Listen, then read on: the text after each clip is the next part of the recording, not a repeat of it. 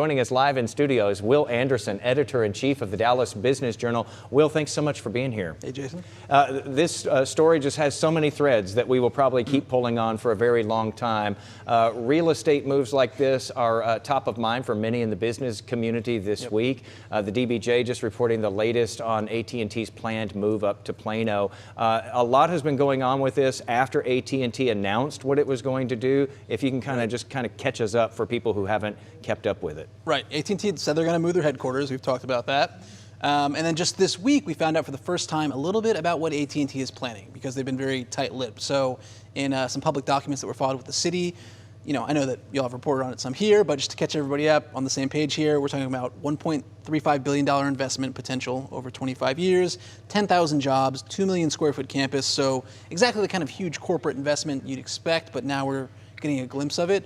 And we also saw kind of the incentives deal that's being offered to the company by the city. Yeah, so this is going to be a sprawling campus there in Plano that they're going to build there. And then, as you said, this huge workforce that they are expecting there. Yeah. Let's talk about the size of the incentives for the city of Plano, because this sort of charted some new territory for Plano. They're talking about a $20 million grant, so $20 million from the city to the company. And if you think about it, so they're going to 5,400 Legacy is where they're talking about in Plano. That's the old EDS headquarters, Ross Perot's company. But they're going to knock all that down. So there's a substantial cost to knock that down, build a new.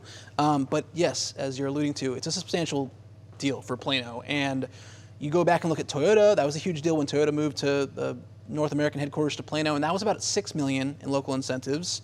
Now, of course, Toyota also got a really big state grant involved, $40 million or so. So got to think about that. But yes, $20 million, quite significant. Although I would say, if you're looking at the size of the incentives package and you want to debate whether good, bad, which of course always does, I'll leave that to someone else. I look at the tax break, because they talk about a 65% tax break over the 25 years of the deal, and that might even be more substantial. If you're a homeowner, you might take a 65% break on your taxes over 25 years would be huge, versus the money up front to build an addition or something. Yeah, just for the record, I would love $20 million up front, but a 65% tax break over the years would be pretty tremendous. And for its money there, Plano is making those stipulations, saying, okay, well then you got to spend X amount of money on a building. The building has to be at least this size. That's how you get those details, exactly. You kind of see, okay, the company will get this, and they agree to that. So these are all rough numbers. Again, AT&T really won't talk until after votes, but that's kind of what we're looking at now in terms of their campus. And you said votes plural, because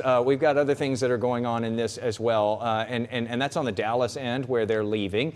The Economic Development Council is making a report available this coming Monday? Okay, so actually yes, there are votes aplenty involving downtown real estate, and I think we're talking about the future of City Hall there near the AT&T campus. And yeah, the Dallas EDC, Economic Development Corporation is delivering a long-awaited report on the future of City Hall. So they're kind of going to lay out the stakes of what the different scenarios could look like. That's huge, because that's arguably one of the biggest downtown Dallas stories, in addition to departure from AT&T.